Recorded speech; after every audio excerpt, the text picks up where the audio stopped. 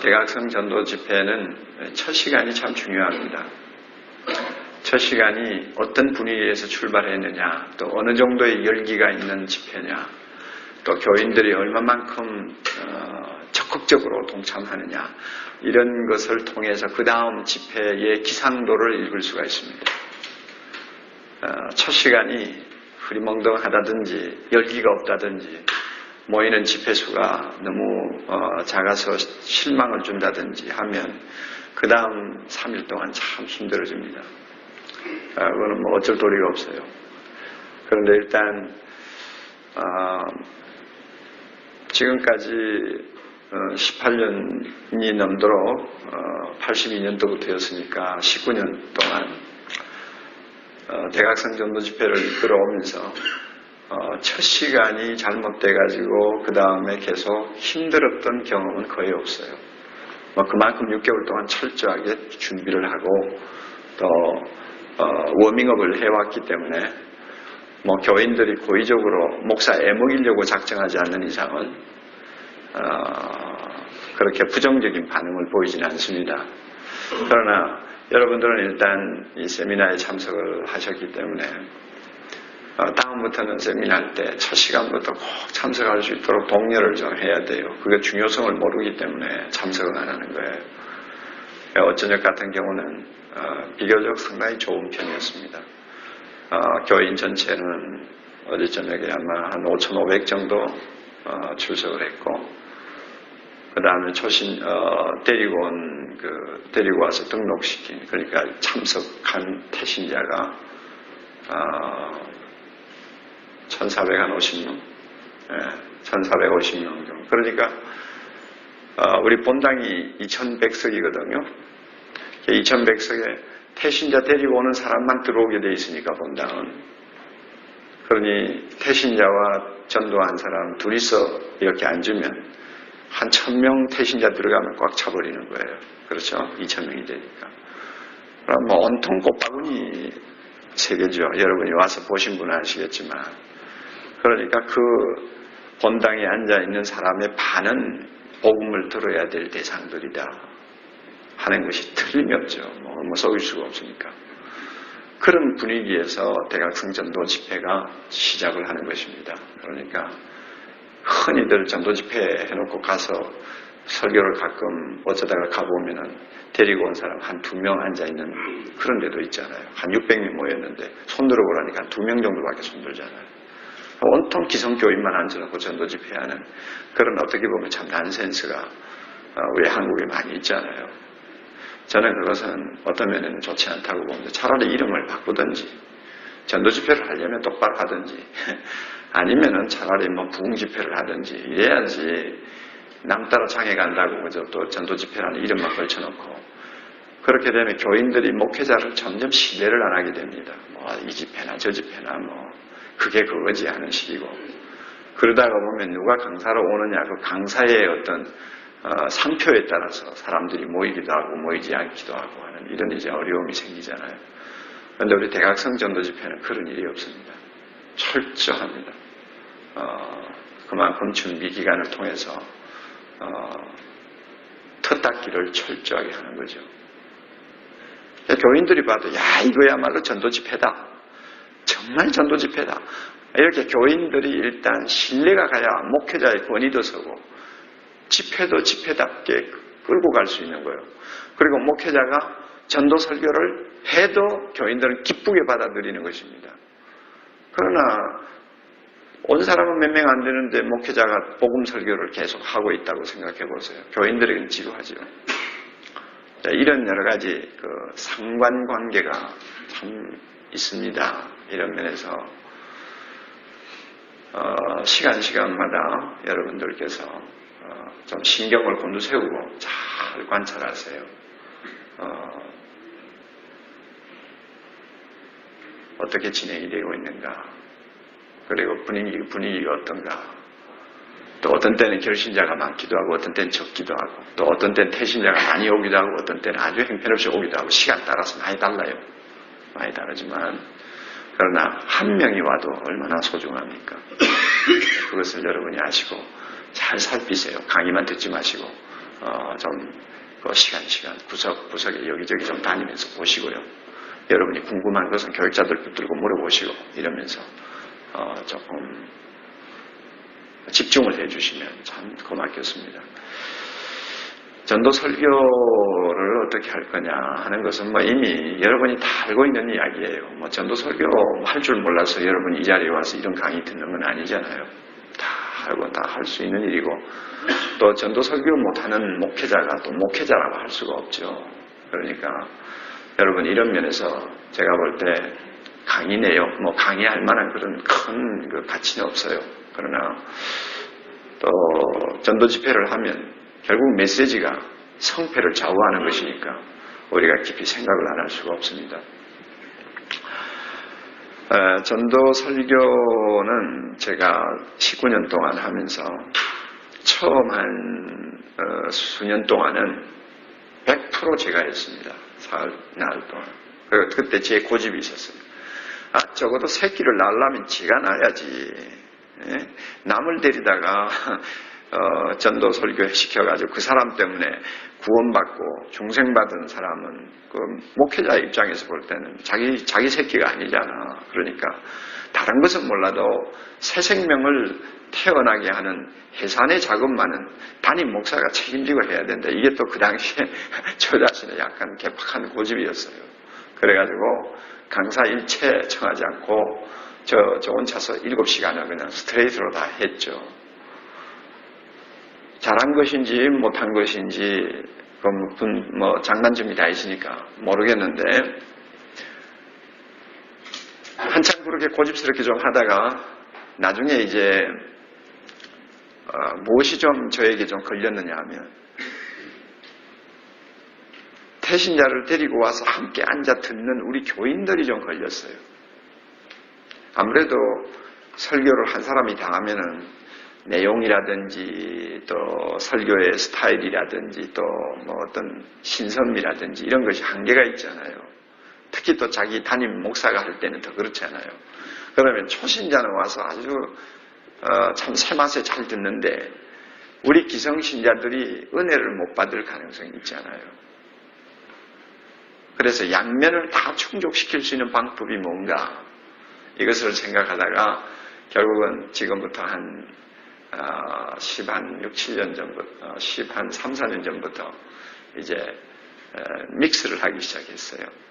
내가 한 3시간 맡고, 그 다음에 강사가 나머지 4시간을 맡는다든지, 내가 4시간을 맡고 강사가 3시간을 맡는다든지, 이렇게 반반 정도 해가지고 좀 교인들이 좀 듣고 싶어 하는 목사님들을 청했어요. 그러면서도 그 목사님들에게 특별히 요청을 했습니다. 전도 설교입니다. 아시겠죠?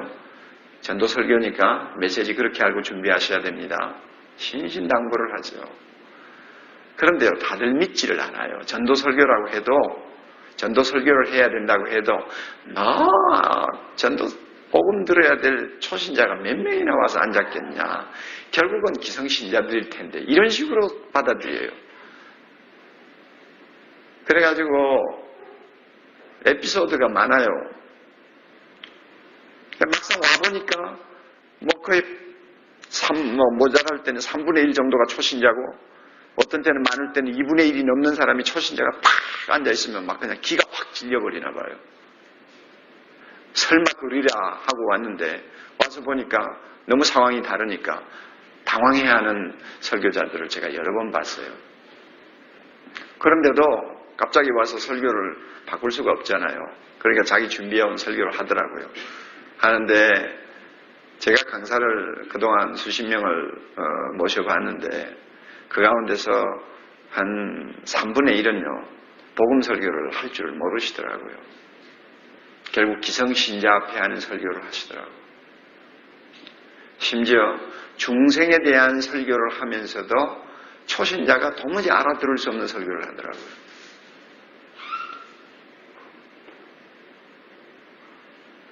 그런데 그런 좀 저명한 목사님들, 또 영향력 있는 목사님들 모시다가 그렇게 말씀을 전하도록 하니까 우리 교인들은 어떤 면에서는 은혜를 받아요. 받는데 태신자를 데려다 놓고 옆에 앉혀놓고 있는 사람은 안절부절이에요. 이거 복음이 전해져야 되는데 저 목사님 왜 설교 저렇게 하시나. 그래가지고 막 안절부절하고 나중에 나에게 항의가 막 들어오고 이러더라고요. 그래서 제가 좀 곤혹을 치른 일이 있는데, 그럼에도 불구하고 감사한 것은 복음 메시지가 아님에도 불구하고 결신자가 생긴다는 겁니다. 참 놀라운 이야기예요. 그리고 어떤 면에서는 설교도 약간 이상하게 하는 설교자가 있더라고요. 그 내용 자체가 약간 동의를 할 수 없는 설교를 하는 분이 계세요. 그럼에도 불구하고 결신자가 또 나오더라고요. 그래서 내가 참 그거 보고 정말 희한하다 하는 생각을 했습니다. 지금까지 전도 집회를 해오는 중에 금년에 제가 설교를 제일 적게 하는 전도 집회입니다. 2번밖에 안 하니까. 아무리 적게 해도 3번은 하거든요. 그런데 금년에는 평신도 설교자를 청했기 때문에 그에게 한번 기회를 좀 더 주기 위해서 제가 2번 하고 그분에게 5번을 맡겼어요. 5번이 아니고 4번을 맡겼어요. 그렇게 하고 이제 강명욱 전도사가 1시간 하고 그렇게 해서 결국은 제가 2번을 하는데 이 담임 목사가 설교를 하느냐 하지 않느냐가 우리 교회 전도 집회에서는 영향력이 굉장히 큽니다. 아무래도 담임 목사가 주로 제가 할 때는 주일 저녁 시간, 그 다음에 월요일 날 오전 시간, 이제 낮 시간, 첫 시간, 그 다음에 마무리를 하는 수요일 날 저녁 시간, 이렇게 해서 3시간을 제가 주로 하거든요. 그런데 그 3시간이 아니요. 주일 저녁하고 수요일 저녁이 제일 많이 모이고 결신도 제일 많이 나옵니다.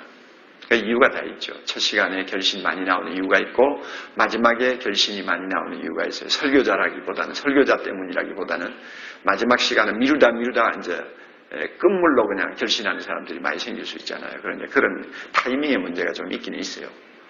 있는데 어쩌녁에 이제 우리 김기동 집사님이 참 메시지를 평신도들이 들으면 마음에 와닿게 아주 소박하고 그러면서도 꾸밈없이 전했는데 주로 간증 메시지죠. 그런데 한 가지 깨달은 것은 역시 간증 메시지는 참 사람들을 어떤 면은 기쁘게 하기도 하고 슬프게 하기도 하고 또 감정을 많이 불러일으키는 이런 면이 있고 참 좋은데 아무래도 복음의 메시지가 빈약할 수 있잖아요. 그러니까 결신자 수가 생각보다는 적게 나온다는 거예요. 내가 이걸 여러 번 경험을 했어요. 그런데 메시지가 조금 딱딱하기도 하고 초신자들이 와서 너무 좀 지루하지 않을까 하는 생각이 들 정도로 복음에 집중하는 설교를 했을 때 거의 대부분이 예상보다는 결신자 수가 많이 나온다는 거예요. 제가 그 경험을 참 많이 했어요. 역시 그러니까 인간의 아름다운 말이 지혜로운 말이 사람을 구원하는 것이 아니고 십자가에 못 박히신 예수 그리스도와 성령의 능력이 사람을 구원한다. 이것을 제가 20년 가까운 경험을 통해서 아예 부인할 수 없는 사실로 제가 받아들여 버렸습니다. 우리 교회 부교육자들은 알죠. 몇 년 전에 좀 약간 재주를 피웠죠. 요사님 정보화 시대에 이 여러 가지 컴퓨터니 뭐니 참 편리한 도구들이 많이 나오지 않습니까? 그러니까 그것이 나온 이상 좀 이용을 하는 것도 좋겠다 하고는 메시지를 아주 깔끔하게 준비를 했어요. 예를 들면 그때 무슨 메시지를 준비했느냐면 부자 어리석은 부자 아니요 부자와 나사로 거지 나사로 그 비유를 소재로 해가지고 메시지를 준비했는데 그것을 좀 더 사람들에게 어필하기 위해서 그 만화를 그리고 그래가지고 빔 프로젝터로 뒤에 만화를 띄우고 그 다음에 그 만화를 보면서 또 설명을 하고 뭐 이런 식으로 약간 좀 재주를 피웠죠. 그랬는데 겉으로 보면 깔끔하죠. 뭐 메시지가 뭐 군더더기가 없는 메시지를 전했는데 결신자가 생각보다 너무 적은 거예요. 제가 그것을 보고 우리 교육자들에게 내가 한 말이 있어요. 역시 복음은 선포되어야 되는 것이지 제주 필요가 되는 겁니다. 선포되는 데서 복음은 복음이 되고 능력이 되는 것이다. 아무리 비디오 시대가 도래했다고 할지라도 역시 복음은 아름다운 소식을 전하는 자의 입술을 통해서 선포되는 데서 능력이 나타난다 하는 것을 저 자신이 참 절감을 했어요. 그래서 금년에도 어떤 재주 안 피워요. 뭐 심지어 성경 구절 하나 비디오로 띄우지 않고 그냥 무조건 던지려고 그래요.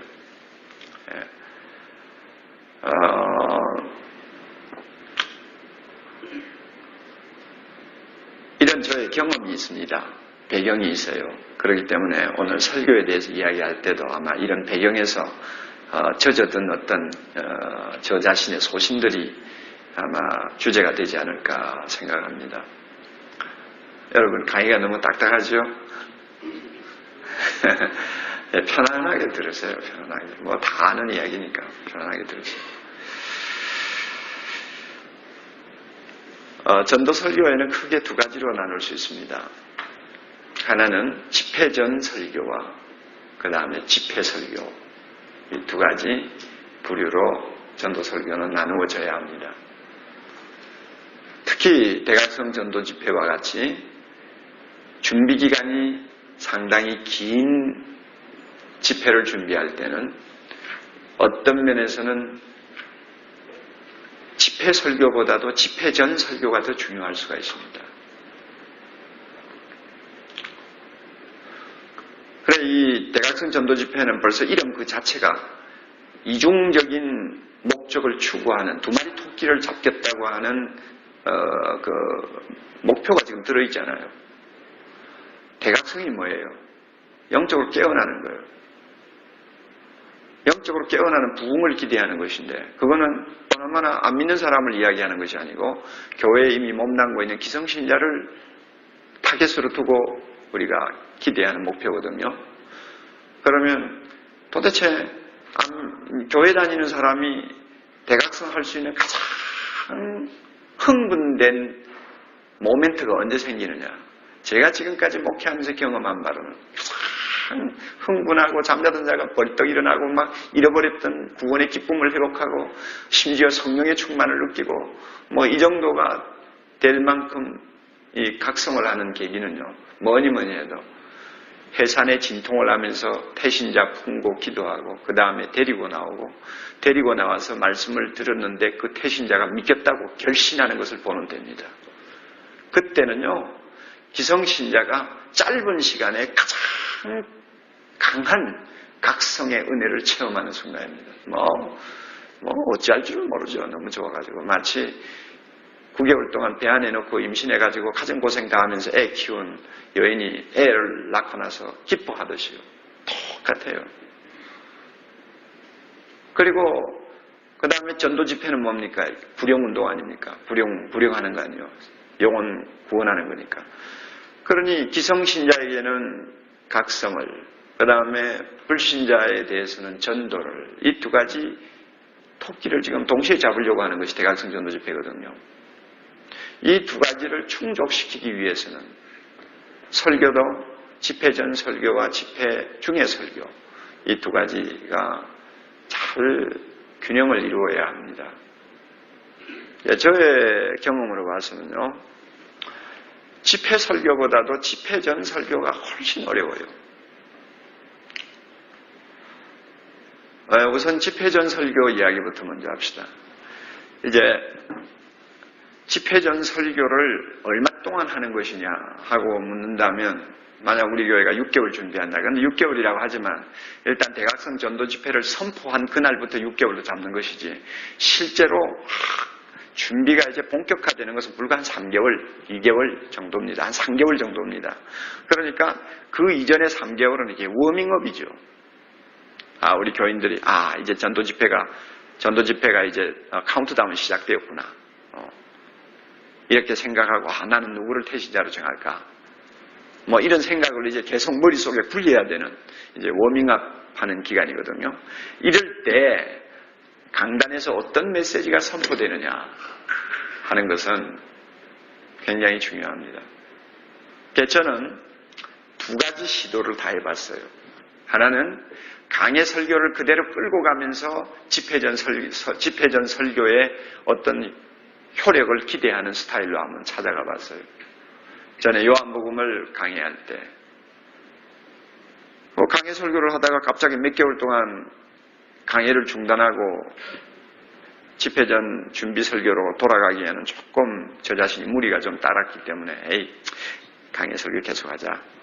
그러면서 그 전도와 관계가 있든 없든 강의 설교를 계속 좀 하는 겁니다. 언제까지?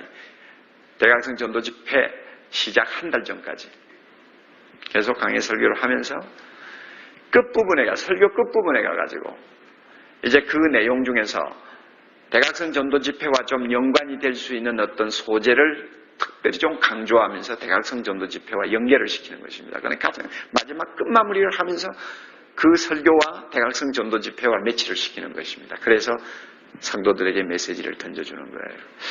나쁘지는 않았어요.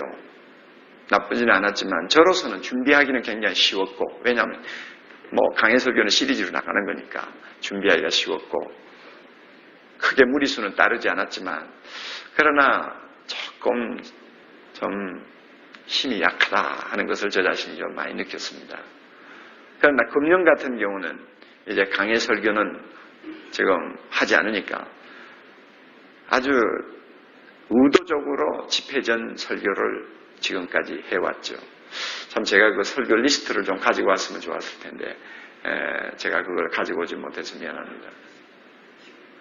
좀 보자. 금년 거 있는지 좀 봐요.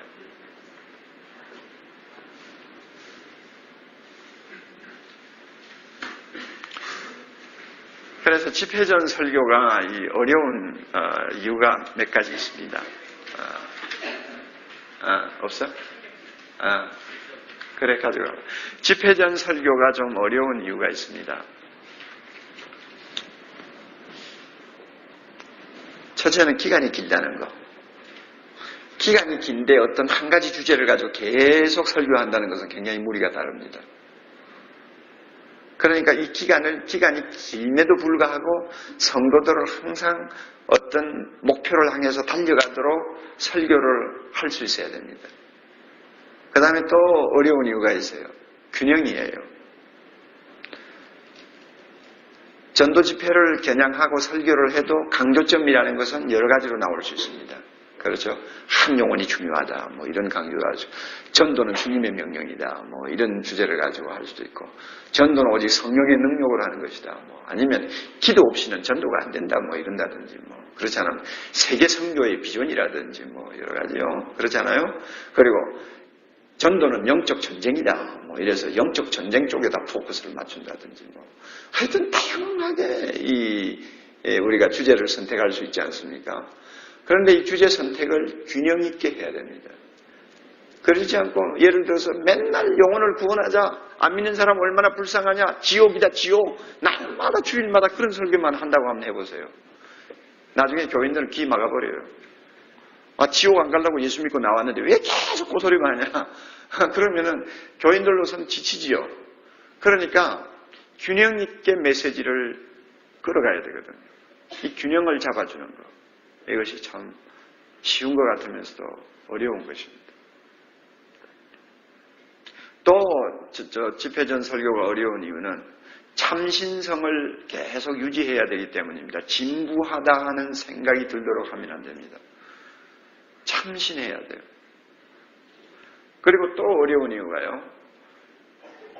전도 집회만을 타겟으로 하는 설교는 당장 성도들이 지금 필요로 하는 은혜를 충족시키지 못할 수가 있어요. 주일날 교회에 와서 설교의 길을 기울이는 성도들은 어쨌든 오늘 목사님을 통해서 주님이 나에게 뭔가 말씀을 해주셨으면 좋겠다 하는 니드가 있어요. 그 니드를 어느 정도 채워줄 수 있어야 되거든요. 그러면서 전도전 집회전 설교가 이어져야 되거든요.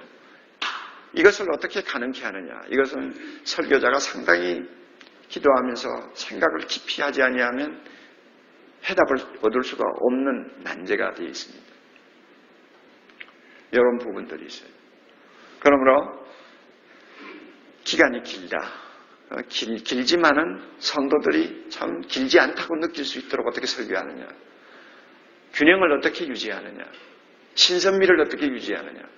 또 현실적으로 필요로 하는 성도들이 갈망하는 은혜를 채워주면서 타겟을 전도 집회에다 둘 수 있는 설교를 어떻게 할 것이냐. 이런 것들을 여러분들이 머리에 담으시고 설교 준비를 해야 됩니다. 무슨 공식이 있는 거 아니에요. 거기에 대한 어떤 해답이 무슨 공식처럼 금방 나오는 것도 아니에요. 계속 깊이 생각을 해야 됩니다. 그리고 기도하고 묵상해야 됩니다. 특히 중요한 것은 내가 평신도의 눈높이에서 내 설교를 생각하는 것입니다. 내가 이 교회 집사라면, 내가 이 교회 장로라면 내가 하는 이 설교를 어떻게 받아들일까? 내가 평신도라면 목사가 어떤 설교를 해주기를 기대할까? 내가 평신도의 입장에 있다면 전도 집회를 위해서 평신도들은 어떤 식으로 목사가 설교해 주기를 원할까? 이런 평신도의 눈높이에서 내 설교를 계속 투사해 보는 것입니다. 그래서 내 나름대로 어떤 결론을 자꾸 찾아가는 것입니다. 그리고 그 얻은 결론에 맞게 설교 준비를 하는 것입니다. 이런 예민한 감각이 없이는 목회자로서 자질이 없는 사람이에요. Thank you.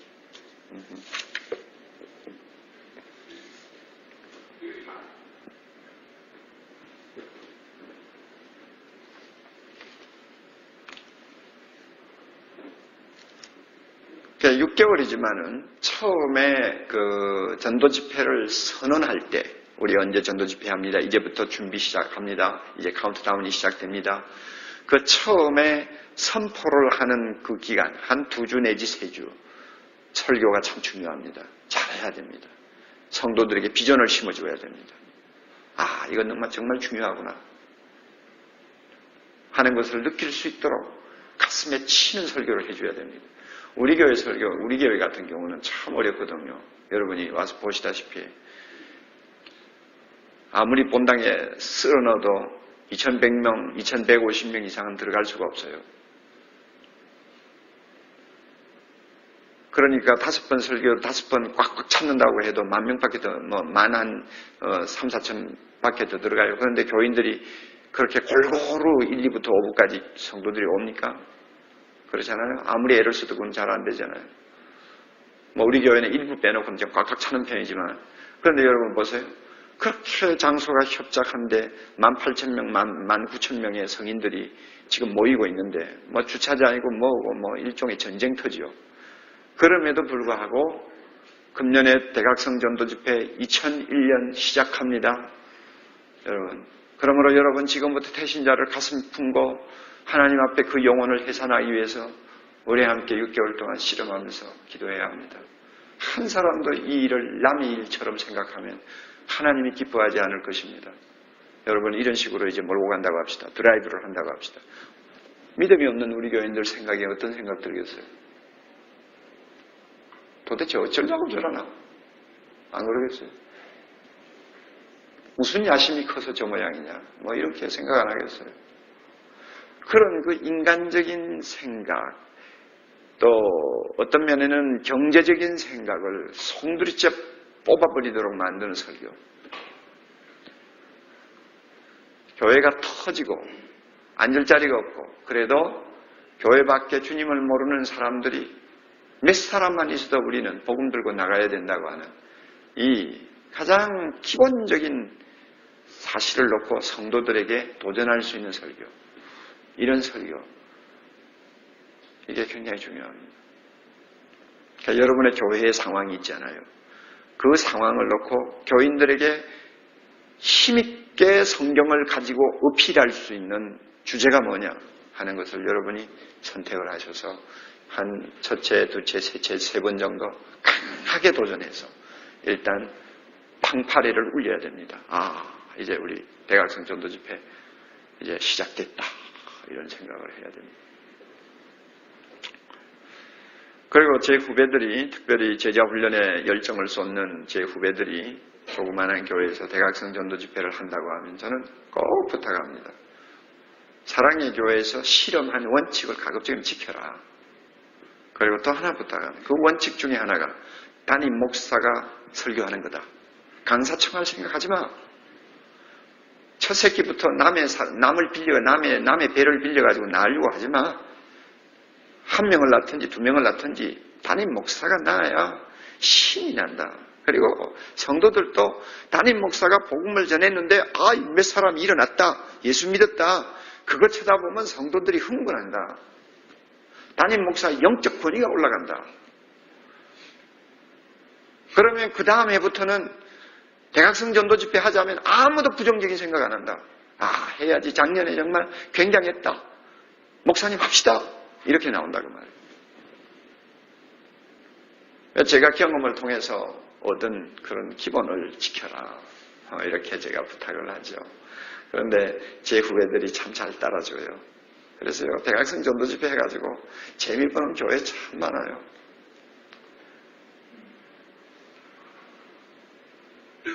이제 몇 번 해보고 강사를 좀 청해서 같이 믹스하는 그거는 제가 뭐 나쁘다고 절대 아니에요. 그러나 처음에 한 2, 3년은 꽉 잡아야 됩니다. 담임 목사가.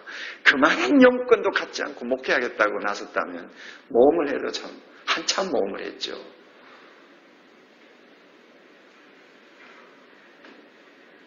그러므로 6개월이든 여러분 교회 사정에 5개월을 남겨놓고 시작하든 정 안 되면 4개월을 남겨놓고 시작하든 간에 첫 번 팡파레는 정확하고 분명하게 던져야 됩니다.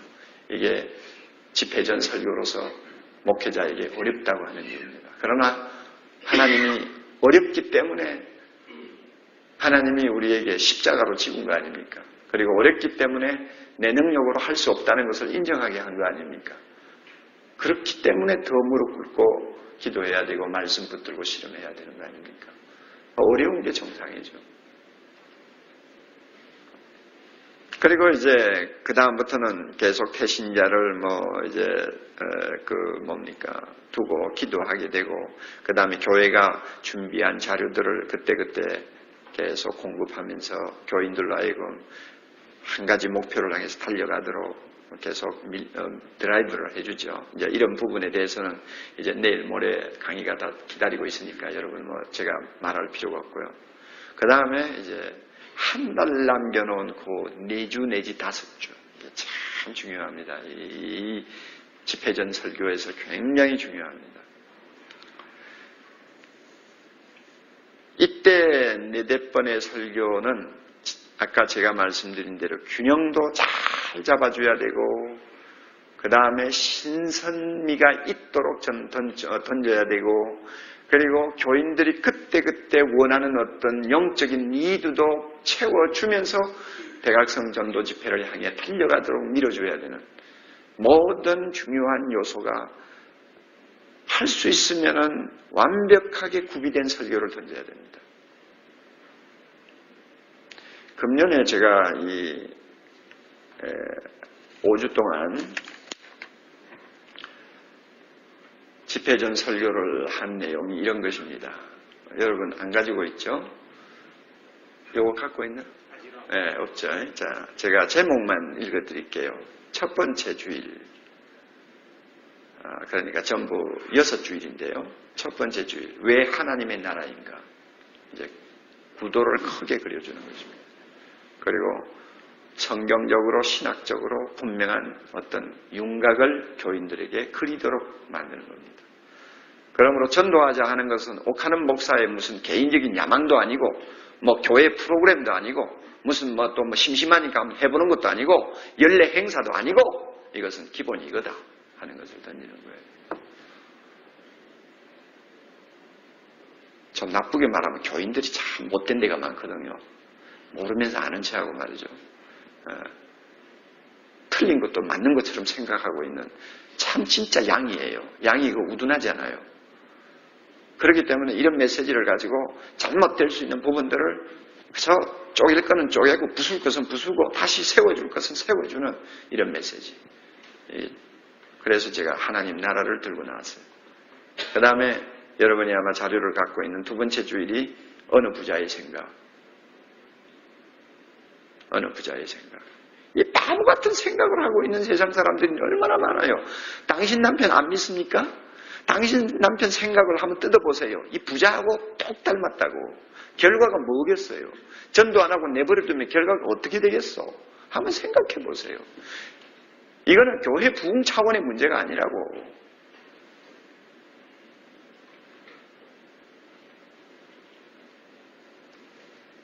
그러니까 이런 설교를 통해서 그 믿지 않는 사람에 대한 연민의 정을 느끼도록 하고, 그렇죠?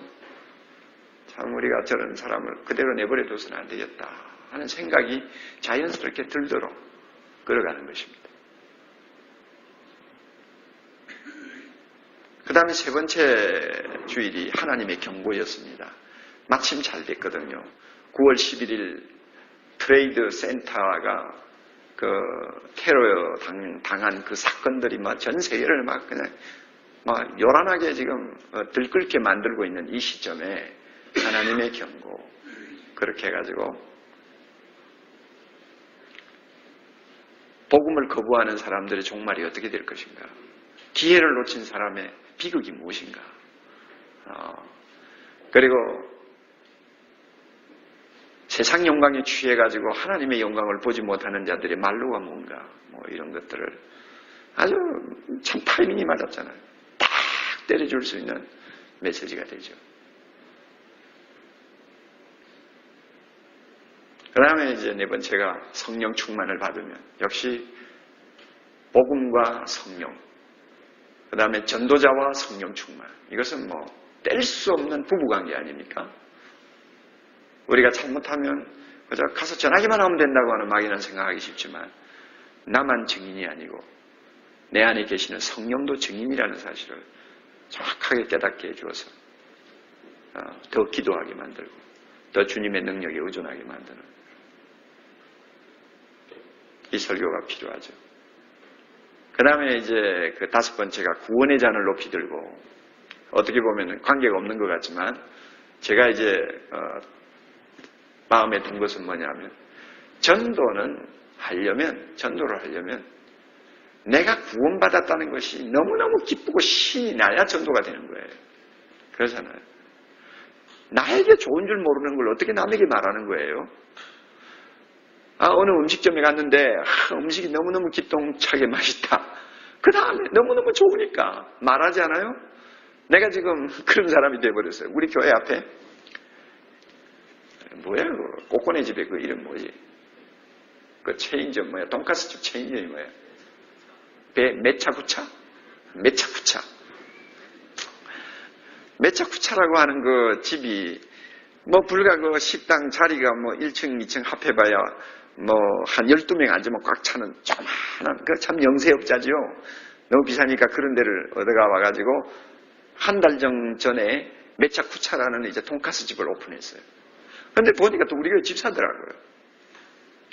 아마 남편이 실직을 했는지 부인이 팔을 걷어붙이고 나왔어요. 그래서 저는 처음에 뭣도 모르고 이제 우리 집사님 격려하기 위해서 한번 사 먹으러 들어갔는데, 음식 맛이 너무 좋은 거예요. 생선 돈가스를 먹으니까 이거는 뭐 아주 일품이야. 가격도 5,000원이니까 적절하고요. 그리고 그 우동을 주는데 우동도 너무 맛이 있고요. 아유, 뭐 진짜 레시피에 노하우가 있더라고요. 한 번 맛을 들여놓으니까 요즘 지금 한 열흘 동안요, 거의 하루 한 번은 그 집거 먹는 거야. 그러면서 나 혼자 먹고 가만히 있으면 되는데 나도 모르게 자꾸 말을 하는 거예요. 야, 그 집 가서 한번 먹어봐. 진짜 맛있어. 영양가를 따지나 가격을 따지나 매운 말이야. 부대찌개 먹는 거 비하는 거는 뭐 비교가 안 된다.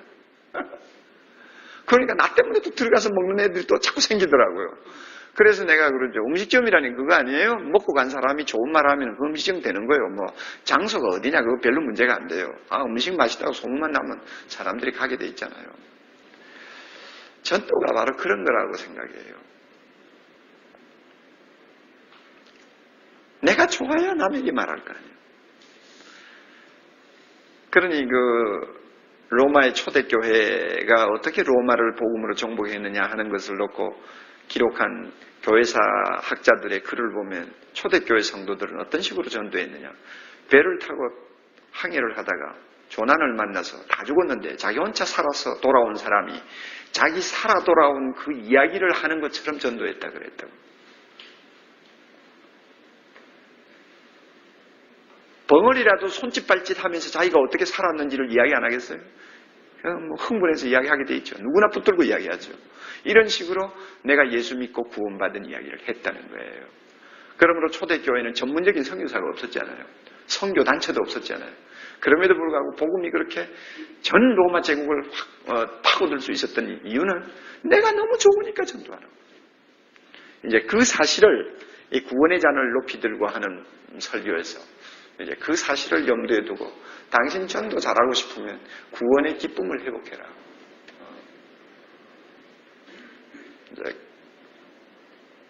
그 다음에 이제 지난 주일에는 한 영혼의 소중함.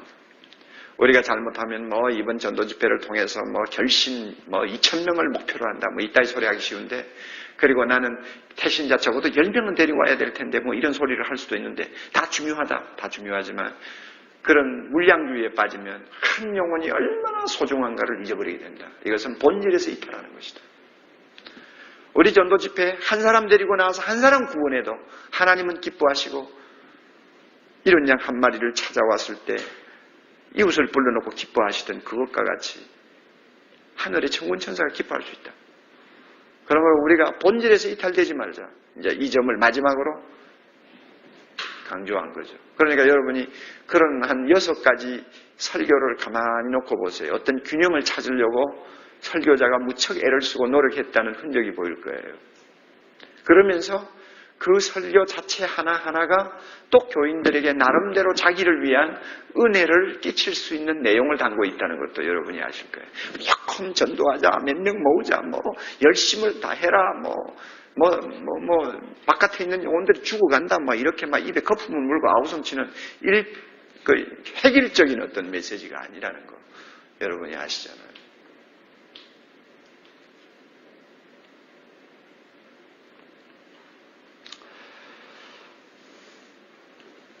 사람들이 저를 볼 때 상당히 까다롭다고 그래요. 그런데요, 한 가지 알아두세요. 우리 집 사람한테 가서 물으면 저같이 허벅한 사람이 없습니다. 도대체 집안 살림이 어떻게 돌아가는지, 응접실에 뭐가 있는지, 안방이 얼마나 널려 있는지 신경 전혀 안 써요. 평소의 삶은 저는 그렇게 살아요. 그러나 목회 하나만은 저는 좀 까다롭습니다. 영혼을 다루는 문제이기 때문에.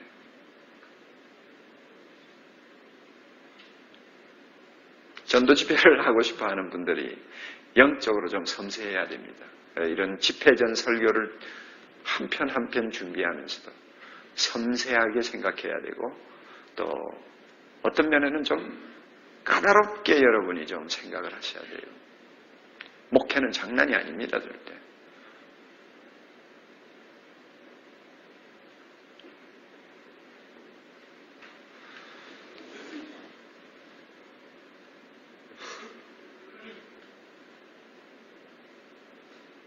시간이 있으면 여러분이 부자의 생각이라는 아마 원고를 갖고 계시는 걸로 아는데, 시간이 있으면 그 내용을 조금 테마별로 좀 쪼개가지고 여러분들하고 좀 이야기를 나누었으면 하는데 오늘 그렇게 할 시간은 없어요. 그러니까 여러분이 읽어보시고 나름대로 정리할 수 있는 부분은 정리하시고, 또 좋은 점은 본받으시고, 또 부족한 것은 여러분이 좋게 봐주시고, 좀 그랬으면 좋겠어요. 이렇게 집회 전 설교를 통해서 워밍업이 제대로 되면, 그리고 성도들의 가슴에 한 영혼을 향한 비전이 있고 하나님 나라를 향한 비전이 있고 그 다음에 열정이 무르익으면 그 다음에 전도 집회는 그렇게 어렵지 않습니다. 이제 집회 설교는 안 믿는 사람을 대상으로 그들의 눈높이에서 이제 설교 준비해야 되는데 그것은 보나마나 복음 제시예요. 복음을 전하는 겁니다. 복음을 전하는 데 있어서 앵글을 어디에다 맞추느냐 하는 그게 이제 좀 문제가 되죠.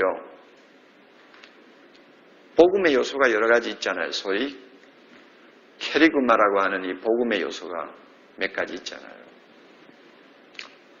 하나님은 사랑이시다. 인간은 죄인이다.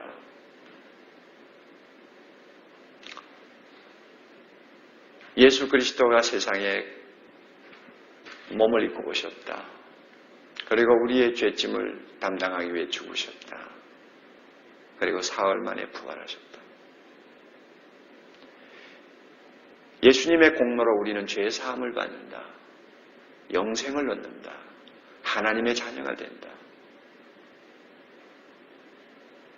아무리 줄 잡아서 대충 꼽아도 8가지가 나와요. 주제가. 그래서는 복음을 이야기할 때.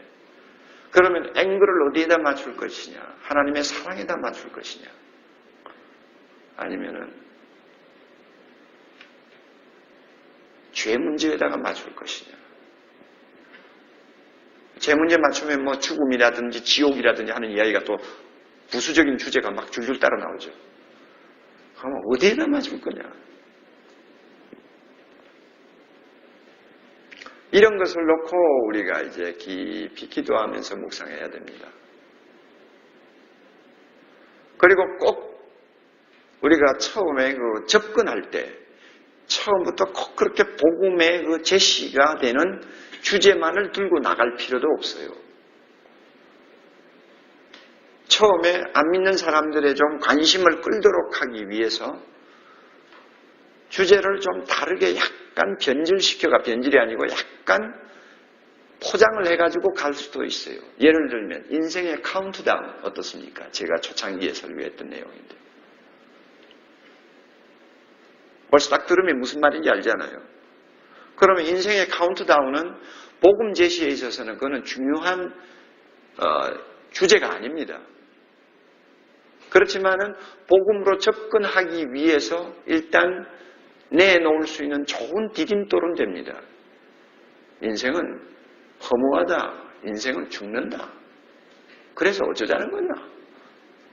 그래서 솔직히 이야기해서 진화법적인 방법으로 복음을 향해서 접근하도록 만들기 위한 주제는 아주 좋다고 말이에요. 그렇게 이야기합니다. 그러므로 우리가 복음을 제시하기 위한 아이디어는 다양하게 낼 수가 있어요. 인생의 목마름, 빌리 그레함이 요한복음 4장을 놓고 한번 크루세이드 할 때 그 주제를 가지고 설교하는 내용을 제가 한번 설교로 들은 일이 있는데 인생의 목마름. 그러면 그것은 복음의 실제 주제하고는 관계가 없는 주제예요. 그러나 인생의 현실 문제죠. 그러면 사람들이 목마르다. 그게 뭘까? 나도 목마른가? 그러면 목마름을 죽여줄 수 있는 생수가 무엇인가? 뭐 이런 연계적인 생각을 하게 돼 있잖아요. 그러니까 이 복음을 제시한다는 공통 분모를 놓고 우리가 그 복음에다가 어떤 포장을 할 것이냐. 이 포장 문제가 사실은 이 설교 준비하는 사람에 있어서 하나의 고민거리입니다. 포장을 잘해야 되거든요. 제가 이 포장이란 말은 제가 하는 말이 아니에요. 로버트 슐러가 하는 말이에요. 오늘은 포장 시대다. 아무리 내용이 좋아도 포장이 좋지 않으면 그 물건 안 팔린다. 뭐 이런 소리. 이제 포장을 어떻게 할 것이냐. 그러나 그걸 절대적으로 받아들일 필요가 없어요. 예수님 십자가와 구원 뭐 이렇게 딱 아주 원색적으로 제목을 걸어도 뭐 전혀 문제되는 거 없어요. 하면 하는 거예요. 그렇잖아요. 문제될 게 뭐가 있어요. 그러나 이제 안 믿는 사람들의 눈높이라는 게 있으니까 그들이 좀 관심을 갖고 듣도록 하기 위해서 어떻게 포장을 할까 생각을 하는 거죠. 그래서 제목이라든지 그 다음에 처음에 이 오프닝을 하는 이 서론적인 부분에서 어떻게 사람들이 귀를 기울이도록 만들 것이냐, 이거 중요하죠. 저는 마지막 시간, 이번 수요일날 시간에는 이 육신의 목숨과 죽음이라는 그런 어떤 테마를 가지고 일단 시도를 시작합니다. 그래가지고 결국 나중에는 영생의 문제로 이어져 버리는 거예요. 결국. 그러니까 여러분들이 잘 생각을 해보세요.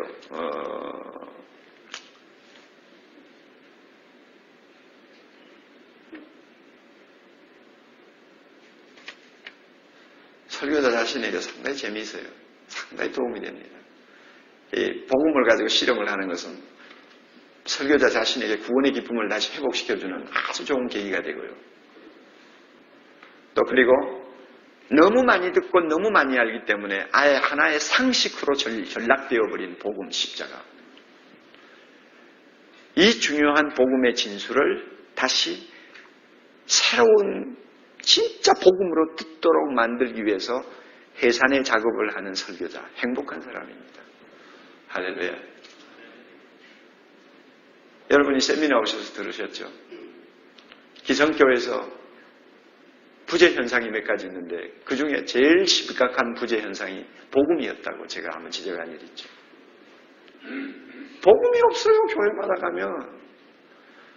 십자가고 뭐 죄사함이고 하는 모든 이야기를 해도 다 교리적으로 다 받아들이도록 설교하지 그게 기쁜 소식으로 들을 수 있도록 전하지를 않더라고요. 그리고 기쁜 소식으로 다 인정도 안 해요. 이미 막 하나의 상식이 돼버렸지. 여러분의 교회는 어떻습니까? 그렇게 어떻게 보면은 맛을 잃어버린 이 복음을 다시 새로운 맛으로 정말 기쁜 소식으로 내가 먼저 들어야 되고 또 성도들이 들을 수 있도록 해야 되고 그 다음에 처음 나온 초신자들이 그 복음을 들을 때 그 영혼이 깨어나도록 만드는 이 놀라운 작업을 우리가 하고 있다고 할 때 얼마나 이것은 영광스러운 작업이에요. 너무너무 영광스러운 작업이죠. 그런데 복음의 집회 설교가 진짜 어려운 이유가 하나 있어요. 진짜 어려운 이유가. 내가 여러분의 영적 수준을 놓고 이야기는 하고 싶잖아요. 여러분들의 영적 수준, 다시 말하면 은혜의 체험이 있는 사람이냐 없는 사람이냐에 따라서 그 복음 자체가 나에게 어떻게 전달되느냐가 다 다릅니다. 다른데 아예 은혜의 체험이 없는 사람은 십자가가 왜 고마운지도 모르는 사람들 아니에요. 그러면서도 목사된 사람들 아니에요. 그런 사람들이 복음을 기쁘게 전할 가능성은 거의 없어요. 산에 전도 집회 하기 전에 산에 가서 뭐 한 달 금식을 하든지 뭐 풀뿌리작 실험을 하든지 여러분들이 은혜를 알아야지 별 도리가 없어요. 십자가 앞에서 진짜 나 같은 죄인이 구원받았다는 사실 때문에 눈물 한 방울 흘려보지 못한 사람이 무슨 뭐 복음 전도를 합니까? 못하지. 복음 설교를 어떻게 합니까? 별 도리가 없는 거예요. 내가 모르는 걸 어떻게 말합니까? 그런데 감사하게도 목사니까 또 전도 집회를 시작했으니까 전도는 해야 되겠고 복음은 전해야 되지 않겠느냐. 그러면서 끙끙 앓으면서 설교 준비하고 복음 전하다가 그 목사가 깨지는 경우도 자주 있어요. 우리 하나님이 얼마나 자비로우신지 몰라요. 불쌍하니까 생짜배기 데리다가 복음 전하게 하다가 그 생짜배기가 깨지는 일이 일어나요. 진짜 그런 일이 일어납니다. 그리고 제가 우리 후배들을 보고 놓고 보니까요. 전도 집회 해가지고 땡 잡은 사람은 교육자더라고요.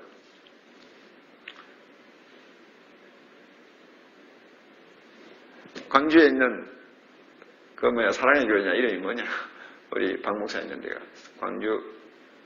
광주 경기도 광주 사랑의 교회지. 이번에는 우리 교회 부목사를 데려다가 설교를 시켰더라고요. 그런데 부목사 갔다 와서 그러대. 24명 데리고 왔는데 24명이 전부 결신했대.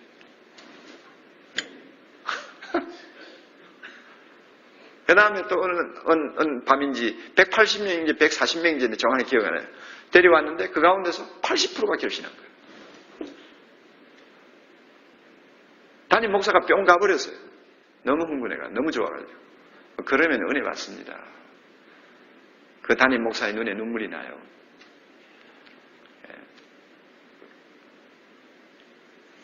진짜 이 집회 설교가 어려운 이유가 있습니다. 비록 은혜의 체험을 한 사람이고 복음에 대한 열정도 있고 영혼을 향한 간절한 마음도 있음에도 불구하고 집회 설교 준비가 어려운 이유 하나가 뭔지 알아요?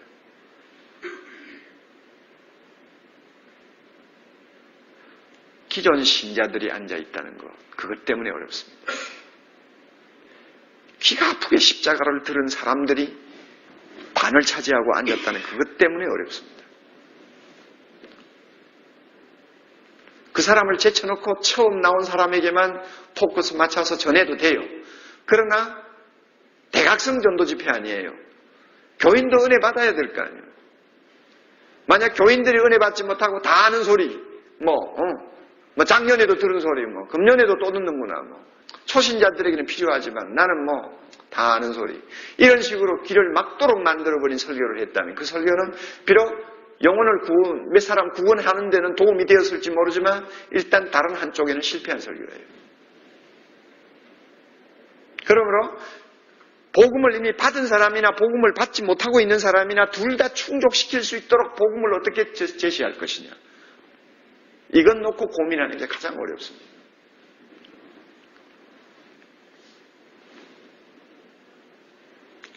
물론 사람이 재주 피운다고 그것을 만족시킬 수가 없어요. 그렇지만은 하나님께서 인격이라는 도구를 사용하셔서 자기 복음을 전하도록 하시기 때문에 무조건 모든 책임을 하나님에게만 돌리면 안 돼요. 성령에게만 돌리면 안 돼요. 나에게도 책임이 50%가 있는 거예요. 그렇지 않아요? 아무리 성가대 대장이 성령 충만하고 성가대원들이 밤새도록 철야해가지고 정말로 막 은혜 충만해도 연습 제대로 안 하고 목이 전부 쉬어가지고 깨끗거리면 그 성가 듣고 은혜 받는 사람 하나도 없습니다. 맞아요, 안 맞아요? 돼지 목 따는 소리로 성가하는 거 여러분 듣고 화음도 안 되는 성가 듣고 은혜 받는 사람이 있어요? 아무도 없어요. 결국 50%의 책임은 나에게 있는 거예요. 50%는 성령에게 있어요. 50% 책임을 내가 지고 있기 때문에 어떻게 하면은 복음을 이미 알고 있는 사람들이 신선하게 복음을 다시 듣고 흥분할 수 있도록 만드느냐. 어떻게 하면은 처음 복음을 듣는 사람이 기쁜 소식으로 들을 수 있도록 전하느냐. 굉장히 어려운 두 마리 토끼예요. 잡기가 어려운 두 마리 토끼라고요. 이걸 놓고 복음을 제시해야 되는 거예요. 이러한 책임을 여러분이 느끼지 않고 설교를 준비한다면 그것은 좀 문제가 있어요. 그래서 저도 이번에 고민이에요. 그리고 저 같은 경우는 더 고민이 많을 수밖에 없어요. 저는 2시간, 3시간 중에 2시간은 제가 이제 설교 준비하고 1시간은 사역일을 가지고 지금까지 몇 년 정도 했나? 한 10년 했나? 10년이 뭐야? 10년 더 한 것 같은데. 그 시간은 꼭 사역일만 가지고 합니다. 이번에도 사역일만 해요. 내일 아침에, 내일 오전에. 그러니까 우리 교인들이 얼마나 기가 아프도록 들었겠어요.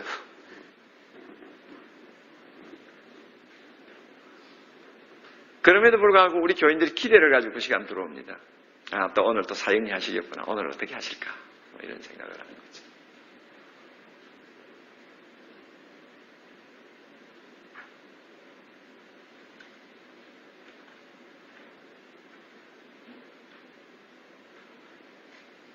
제가 오늘 컨디션이 별로 안 좋아서 길게는 못 하겠어요. 한 가지만 더 첨가할게요. 어떤 앵글을 통해서 접근을 했든 간에 전도 집회 설교 마무리는 끝마무리는 분명해야 됩니다. 예수 믿도록 하는 것입니다. 주님을 영접하도록 하는 것입니다. 아무리 내용이 좋았다고 하더라도 마무리가 흐리멍덩해가지고 그래 어쩌자는 거냐 하는 식의 끝마무리를 해버리면 이것은 실패하는 메시지입니다. 마무리가 분명해야 돼요. 주님을 영접하도록 만드는데 목적이 있습니다. 그리고 주님을 영접하지 않는 사람일지 할지라도 절대 가볍게 듣고 넘어가지 못하도록 못질을 해야 됩니다. 왜냐하면 이것은 하늘과 땅의 모든 권세를 가지신 예수 그리스도가 우리에게 맡기신 말씀이기 때문에 그렇습니다. 안 믿는 사람도 절대로 희죽희죽 웃으면서 던져버리도록 만들어서는 안 돼요. 베드로 앞에서 아니요, 스데반 앞에서 받아들이지 않으면 이를 갈도록 만들어야 되고, 받아들이면 눈물을 흘리고 통곡하도록 만들어야 되고, 둘 중에 하나예요. 받아들이면 형제여 어떻게 할까 하고 가슴을 치고 나오도록 만들어야 되고, 안 받아들이면 이를 갈도록 만들어야 돼요. 이게 반응이 분명하다는 이야기 아니에요. 그렇죠? 예. 그러면 메시지는 분명하게 하세요. 자신 없는 약장사가 약 팔듯이 하지 말라고 말이에요. 사람에게 아부할 필요 없어요. 사람들 눈치 볼 필요가 없어요. 우리는 분명하게 선포하는 것입니다. 이 점을 분명히 하십시오.